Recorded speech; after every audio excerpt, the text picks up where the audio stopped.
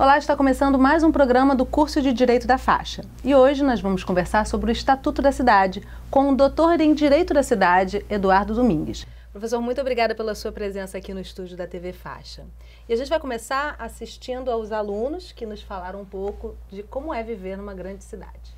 Quais são, na sua opinião, os maiores desafios de se viver em uma grande cidade? Olha, eu acho que o maior desafio de se viver numa grande cidade é a convivência com o outro, né? Mobilidade, segurança e qualidade de vida. Em relação ao custo de vida, porque cidade grande é bem alto o custo de vida. Em relação também à mobilidade, porque, por exemplo, agora eu moro em Botafogo, mas antes eu morava em São Gonçalo. E para vir estudar eu demorava 3 horas no trânsito para vir, mais 3 para voltar. Num percurso de casa até aqui, por exemplo, eu levo quase 3 horas no horário do rush. É muito carro, é muita gente, é uma desordem total. No caso do Rio de Janeiro, uma cidade partida por uma enorme desigualdade social, quando isso influencia no seu dia a dia? Olha, influencia ao ponto de a gente evitar certas partes da cidade, né? Isso aliado a um sentimento de insegurança constante, entendeu? Porque, poxa, você tá no ônibus e, vem uma mão e puxa o seu telefone de dentro do ônibus, entendeu? Você está no trânsito, de repente tem uma briga no trânsito. Influencia principalmente, como eu falei, do estudo. Por exemplo, eu me desloco de 2 cidades para vir estudar. Por exemplo, como na minha cidade não tem uma qualidade de ensino boa, eu tenho que buscar a qualidade de ensino em locais como, por exemplo, a Zona Sul, a região central. Hoje, como é que a gente poderia reverter a falta de planejamento urbano do passado? Eu acho difícil, porque no início já não houve, um planejamento, entendeu? A cidade cresceu de forma desordenada, entendeu? Foram se ocupando os lugares, entendeu? Houve um planejamento que foi improvisado, a meu ver, no centro da cidade e em alguns bairros. E foi se empurrando o resto da população para as periferias, certo? E com o crescimento desordenado, o que se foi feito foram medidas paliativas, entendeu? Nada que se pensasse daqui a 20, 30 anos. Acho que a gente pode reverter a falta de planejamento urbano ocupando os espaços públicos. Poderia ser investido mais em locais onde o índice populacional é grande, porém não é muito investido. Por exemplo, eu moro numa segunda cidade de maior colégio eleitoral, e isso não significa nada para minha cidade, porque apesar disso, ela é considerada cidade dormitório, porque as pessoas só vão para lá para dormir, mas as oportunidades estão em outras cidades. E para onde que a gente poderia caminhar para que essa questão da moradia fosse solucionada no grande centro urbano como o Rio de Janeiro? Eu acho que para solucionar a questão da moradia, primeiro a gente tem que pensar para onde as pessoas se deslocam no seu dia a dia. Você já ouviu falar no Estatuto da Cidade, aprovado há 15 anos? Eu já ouvi falar do Estatuto da Cidade. Eu confesso que sim, não conheço a fundo. O que eu percebo nesses últimos 15 anos é que o Rio de Janeiro é um canteiro de obras, entendeu?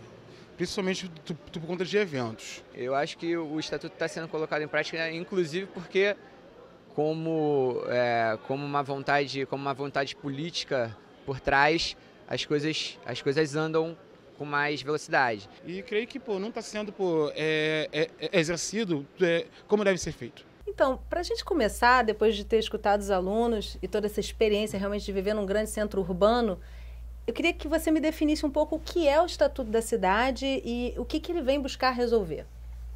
Bem, o Estatuto da Cidade foi uma lei aprovada, a Lei 10.257, aprovada em 2001, né, que busca uma lógica de organizar um planejamento das cidades. Então, as cidades, para o seu crescimento urbano, para o desenvolvimento da qualidade de vida no espaço urbano, ela tem mecanismos de planejamento e também de intervenção na propriedade privada, na ordem urbanística, buscando equacionar, equilibrar os benefícios e os ônus desse processo de desenvolvimento urbano.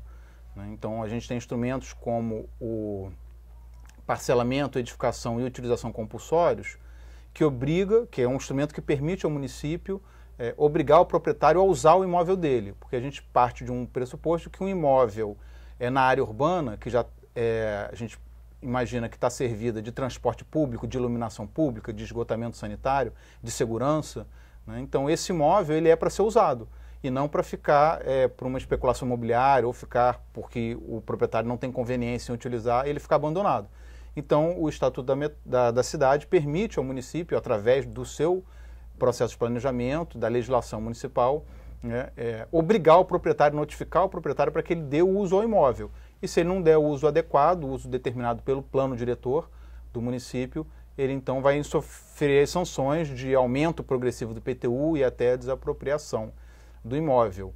Então é um instrumento, por exemplo, de intervenção na propriedade privada. Você tem outros instrumentos que permitem, né, como eu estou falando, ao município gerenciar o espaço urbano, né, equacionando esses benefícios da urbanização.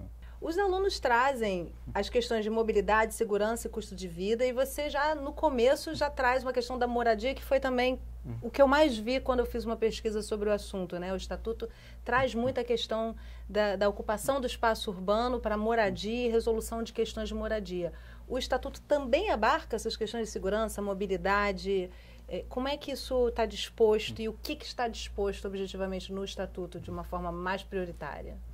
Bem, a questão da mobilidade, o próprio processo de planejamento, né, porque o Estatuto ele determina, a partir de uma determinação da própria Constituição, que municípios com mais de 21 habitantes tenham que elaborar um plano diretor. Né, e municípios em área de risco, municípios de área de interesse turístico também são obrigados, independentemente do número de habitantes, são obrigados a elaborar um plano diretor. Na elaboração desse plano, o município vai fazer, portanto, um estudo, um diagnóstico da situação do município, né, e propostas de zoneamento, de áreas que são prioritárias de serem ocupadas, áreas que não devem ser ocupadas, né. Então, nesse processo de planejamento, a questão da mobilidade, por exemplo, ela tende a ficar equacionada, porque a gente vai imaginar que nas áreas que o município vai crescer, que ele percebe o movimento de crescimento, vai haver um maior investimento em infraestrutura. E nas áreas que hoje já são adensadas e que têm pouca infraestrutura, vão ser também prioritárias para a alocação de infraestrutura. Então isso tende-se, num processo longo de planejamento, a ficar equacionado. E agora o próprio Estatuto prevê que vai ser criado um outro plano a partir da aprovação do plano diretor, que é um documento técnico aprovado por uma lei, né, outras diversas leis vão ser aprovadas, vão ser elaboradas e aprovadas com fundamento no plano diretor. E uma delas é o plano de mobilidade urbana, que vai tratar da questão dos transportes e das vias públicas, porque a questão do transporte e da mobilidade é muito complexa para se caber dentro de um plano diretor que trata prioritariamente da questão do uso e da ocupação do espaço urbano. E a outra sua pergunta, na questão da uso e ocupação do solo urbano, é feito também um estudo das dinâmicas econômicas da cidade, de forma a tentar verificar de que maneira a cidade pode favorecer que as pessoas tenham uma melhoria de atividade econômica, que o município tenha uma melhoria de atividade econômica como um todo, buscando, evidentemente, redistribuir, né, esse desenvolvimento que é desequilibrado. Então, a questão da educação, da saúde, né, principalmente dos serviços públicos. Isso tudo em esfera municipal? Isso tudo em esfera municipal. É um estatuto voltado para a administração municipal? Isso. Ou seja, o Estado e o governo federal não participam diretamente da aplicação do estatuto ou participam? A Constituição estabelece que o município é responsável pela execução da política urbana, né, e é responsável, ele tem competência para para planejar o adequado ordenamento territorial, né, mediante planejamento e controle do uso e da ocupação e do parcelamento do solo urbano. Nesse contexto, a União tem competência para trazer diretrizes gerais, né, e o Estado competência para suplementar, adequar essas diretrizes ao espaço macro, né, do Estado, o espaço regional. Né. E uma das diretrizes que a União Federal trouxe, né, para a política urbana foi o Estatuto da Cidade. Mais recentemente, em 2015, a União editou também o Estatuto da Metrópole, que ele já trata do planejamento metropolitano. Né? E esse sim, o planejamento metropolitano, ele é feito em conjunto com o Estado e municípios, onde você tem uma região metropolitana, onde tem uma aglomeração urbana, né, que a questão dinâmica urbana de um município afeta outros municípios. Mas o foco do Estatuto da Cidade é a gestão municipal. O que a gente teve aqui na história do Brasil é que o governo federal incentivou muitas ações dos municípios, né? Porque a principal questão que hoje, a meu ver, afeta a questão do planejamento urbano e da gestão do espaço urbano é a falta de capacidade técnica dos municípios. Então, grandes municípios têm equipe técnica e têm dinheiro para poder formar profissionais e trabalhar no planejamento urbano. Embora nesses municípios os problemas são mais complexos, então a dificuldade, né, a capacidade é melhor, mas a dificuldade é maior. Os municípios pequenos, né, médios e pequenos, eles não têm infraestrutura técnica para poder dar conta de todo o aparato normativo, todos os instrumentos criados no Estatuto da Cidade. Então, o governo federal fez ao longo do tempo, né, vários processos de capacitação dos municípios para elaborar os planos diretores. Depois teve uma outra rodada de fazer capacitação, financiamento dos municípios para implementar os planos diretores. Né? Então, o governo federal atua e muitos estados também atuaram, né, financiando, capacitando, auxiliando os municípios a criar os seus planos diretores e a aplicar os planos diretores. Mas é preciso lembrar assim, que a competência, quem vai definir... Quem vai aplicar efetivamente... quem vai definir quais são as diretrizes, né, quais são os objetivos e as intervenções no espaço urbano daquela cidade é o governo municipal, feito através de um processo, o processo de planejamento do plano diretor é sempre participativo. Com apoio isso que eu ia te perguntar, como é que o cidadão entra aí, não só na fiscalização dessa aplicação do estatuto, dele colocado em prática, como também na elaboração, então? O cidadão também pode participar da elaboração desse planejamento? A Constituição garante que todo planejamento municipal tenha parceria, né, tenha participação de associações representativas. Né? Então, a gente pode pensar em OAB, né, que é a Ordem dos Advogados do Brasil, o Instituto dos Arquitetos, né, do Brasil, os conselhos, né, CREA, ICAL, que é o Conselho de Arquitetura e Urbanismo, o Conselho de Engenharia, né, vários órgãos, associação de moradores, né, devem participar, né, e devem ser chamados, por força constitucional, a participar do planejamento municipal, inclusive do planejamento urbano. O Estatuto da Cidade traz também algumas diretrizes do processo participativo de planejamento, com a realização de audiências públicas, né, nas quais a população vai entender o que o município está propondo, o poder público está propondo, né, vai poder colocar as suas informações também à disposição do poder público para ele entender melhor quais são as questões, né, que os cidadãos entendem como prioritárias, como cruciais para o desenvolvimento urbano. Então essa interação é importante. Agora, isso não exclui outra participação, que é através da fiscalização, né? Hoje a gente tem a questão da transparência, que é muito forte, então os dados devem ser acessíveis para as pessoas. Essa fiscalização pode ser pelo próprio cidadão, pode ser pelo próprio cidadão pressionando a Câmara de Vereadores, por exemplo, que a gente às vezes esquece que o político está lá justamente para levar, para ter melhor acesso, que às vezes consegue ter um melhor acesso, um entendimento melhor das questões, para fazer essa intermediação entre o executivo e a população, e também através do Ministério Público, que pode ser ou acionado pelo cidadão ou para o próprio movimento deles, né, do Ministério Público, atuar fiscalizando a execução das leis e dos planos, né, e propondo ação civil pública quando verifica lesão a algum patrimônio, né, público, algum direito coletivo. Então, são as formas de participação. Visualizando dessa forma, parece perfeito o estatuto. Agora, você verifica ele nos últimos 15 anos, tecnicamente sendo colocado em prática, professor? Então, me parece que a principal questão que eu já tinha colocado é a questão da gestão. Né? Vontade política entra como um elemento também, ou não? Olha, existe a vontade política, ou a falta de vontade política, de propiciar aos municípios, né, o aparato técnico para a gestão do seu território. Né? A gente vê que no Brasil a gente tem tido aí escândalos repetidos com questão de superfaturamento de obras, né, que não é novidade, né, isso, né, sempre teve, agora os escândalos são maiores, né, mas é uma questão recorrente.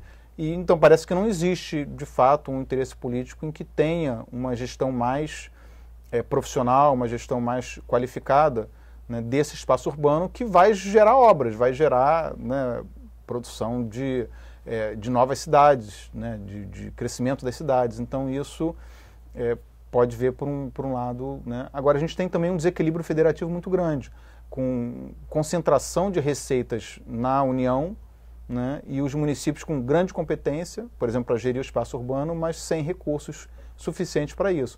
Então ele fica dependendo do governo federal, de transferências do governo federal, do governo estadual, para poder dar cabo das suas competências. Então, acho que aliado a isso, realmente o Estatuto acaba que ficou, né, em grande parte assim, no papel, não na parte de planejamento. A parte de planejamento, como eu disse, o governo federal, né, nesses últimos 15 anos, investiu bastante, incentivou que os municípios fizessem planejamento e depois criassem leis para implementar o plano diretor.